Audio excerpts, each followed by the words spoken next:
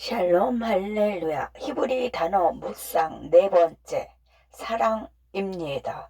요한복음 3장 16절. 하나님이 세상을 이처럼 사랑하사 독생자를 주셨으니 이는 그를 믿는 자마다 멸망하지 않고 영생을 얻게 하려 하심이라. 요한복음 21장 20절.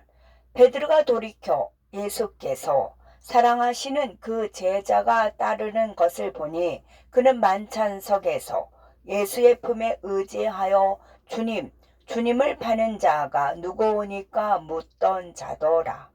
아멘. 우리는 대부분 헬라어로 세 가지 사랑을 표현하는 무조건적인 사랑, 형제 사랑, 우정, 에로틱한 사랑에 대해서 잘 알고 있습니다.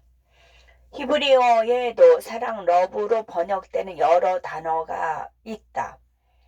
기본적으로 다양한 의미로 번역되는 일반적인 네 단어가 있다. 사랑, 부드러운 자비, 부부간의 사랑처럼 사랑하는, 그리고 형제의 사랑, 우정과 같은 단어들이다. 사랑에 대한 헬라어 단어와 히브리어 단어를 유사하게 사용하는 것은 잘못된 것이다. 그러나 사랑은 성경의 뿌리이자 중심이기 때문에 번역가에게는 실질적인 문제를 일으킨다. 70인역은 히브리어에 대해서 단어를 사용한다. 이 단어는 히브리어에서 의미에 가장 가깝지만 완벽하게 일치하지 않는다. 우정을 뜻하는 단어와 같고 특정한 맥락에서 비슷할 수 있다. 그러나 이러한 정의는 너무 제한적이고 정확하지 않다. 아가페가 적합하지 않는 경우에 사용되며 우정으로 번역되지만 목자와 소모적인 열정으로도 번역되며 다윗이 하나님에 대한 그의 사랑을 표현하는데 자주 사용했다. 이상하게도는 하나님이 아닌 것에 대한 소모적인 열정을 가지고 있다는 의미에서 악을 의미하기도 한다. 예를 사람들이 마약이나 알코올을 남용하는 것 등 따라서 많은 경우에 같은 의미로 사용하는 것은 매우 부적절하다. 또한 솔로몬은 사랑하는 사람과 함께 사용하여 성적 욕망을 표현했지만 이 단어에는 에로스의 세욕이나 자기 만족이 들어있지 않다.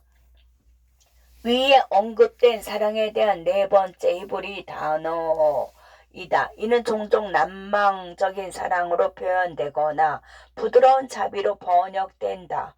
구약에서 거의 사용되지 않았지만 아람어 신약 성경에서 자주 표현되는데 히브리어와 철자가 같고 아람어 발음도 동일하다. 헬라어 신약 성경에서 하나님이 세상을 이처럼 사랑하사에서 사랑에 사용된 단어가 아가페임을 알 수 있다. 페시타 아람어 성경에서 사랑에 해당하는 단어는 히브리어로 유사하며 사랑을 의미한다.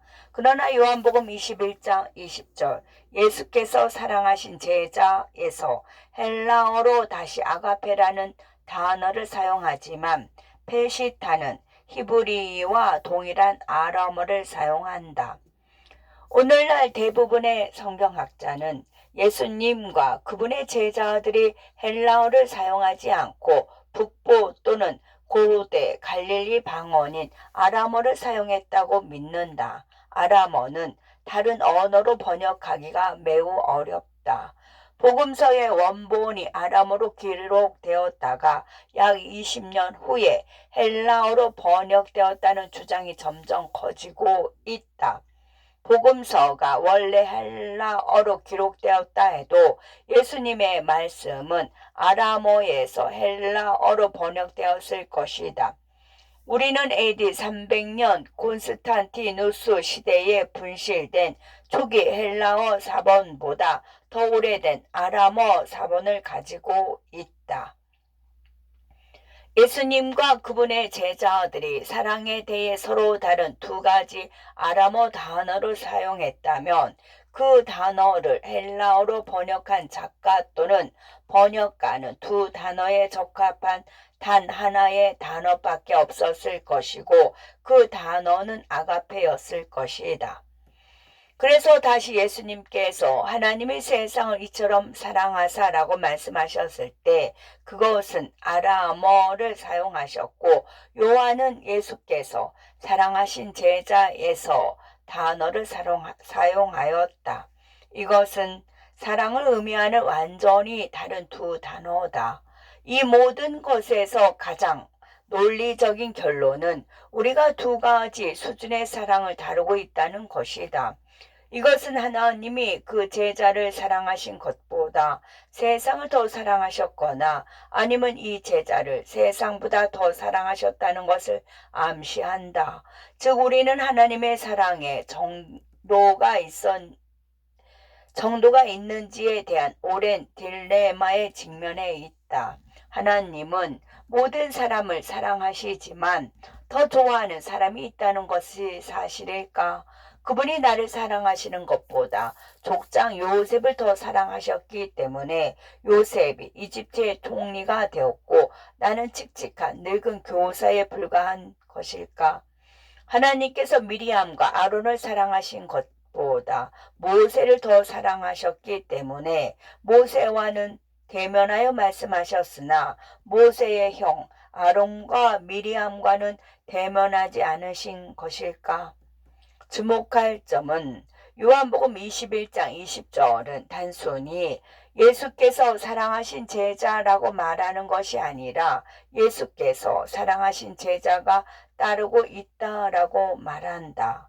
헬라어와 아람어에서 이 구절은 예수께서 사랑하시는 제자가 그분을 따랐다로 더 적절하게 표현한다. 요한복음 3장 16절에서 세상을 사랑하시는 하나님의 사용된 단어와 요한복음 21장 20절에서 예수님이 사랑하신 제자에서 사용한 단어의 주요 차이점은 반드시 돌아오지 않는 사랑이라는 것이다. 한 사람에게서 흘러나온 사랑이지 항상 완성되지 않는 사랑을 말한다. 사랑이 완성되려면 돌려주어야 한다. 완성된 사랑이다. 돌려받지 못한 사랑은 꽤 외롭고 고통스러울 수 있다. 예를 들어서 한 10대 소녀가 자신의 존재도 모르는 잘생긴 록스타를 보면서 우울하고 슬프고 마음이 상할 수 있다. 그녀는 그를 사랑할 수 있다. 그러나 그 록스타가 그녀의 눈을 보고 당신을 사랑합니다 라고 말하면 즉시 새가 노래하고 아름답게 꽃이 피는 행복의 절정으로 날아갈 것이다. 사랑은 돌려받지 않아도 존재할 수 있지만 나누기 전에는 노래할 수 없다.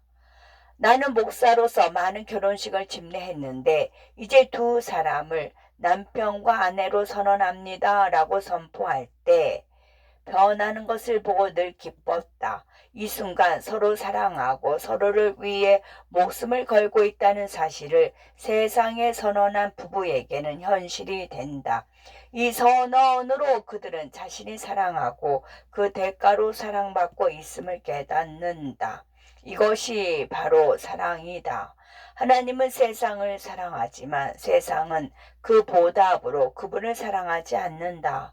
우리가 그분을 사랑할 때 그분의 사랑이 완성되고 그분은 노래로 우리를 기뻐하실 수 있다. 구원은 단순히 천국에 가는 것이 아니다. 구원은 하나님께서 우리를 향한 사랑을 완성하고 오랫동안 우리를 사랑해 오신 그분의 마음에 기쁨과 찬양을 가져다 드리는 것이다.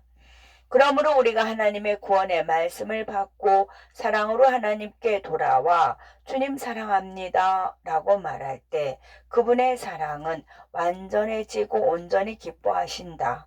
전사들이 회개하는 한 사람을 기뻐하는 이유가 무엇인가? 결혼식에서 우는 것과 같은 이유다. 당신은 사랑에 빠진 두 사람, 단 한 사람이 아니라 두 사람이 사랑을 나누고 서로에게 돌려주는 기쁨을 보고 기뻐한다. 전사들은 우리가 제인 오스틴, 엘리자베스 베렛 브라우닝, 그레이스 리빙스턴 힐의 작품을 읽는 것과 같은 이유로 기뻐한다. 우리는 두 사람이 서로 사랑하는 로맨스를 사랑하기 때문이다. 하나님이 한 사람을 다른 사람보다 더 사랑하는 것이 아니다. 그분은 모든 사람을 동등하게 사랑하신다. 다만 그분을 사랑하고 그분의 사랑을 완성하고 그분에게 사랑의 기쁨을 가져다 드리고 그 사랑으로 그분을 깨우고 그 사랑 안에서 기쁨으로 노래하는 사람은 극소소라는 것이다.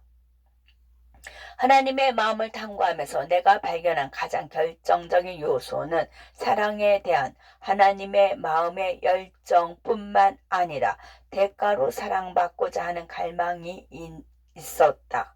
당신과 나는 겸손하고 작고 연약한 인간으로서 전심으로 나는 주님을 사랑합니다 라고 말하는 것만으로 온 우주에 하나님께 기쁨을 드릴 수 있는 능력이 있다. 오늘 그분께 사랑한다고 고백했는가? 당신을 향한 하나님의 사랑은 그저 일방적인가? 아니면 완성되고 공유되는 것인가? 전능하시고 강하신 하나님께 기쁨을 드리고 그분의 하루를 기쁘게 해드리기 원하는가? 그렇다면 그분께 사랑한다고 고백하기 바란다. 아멘. 끝.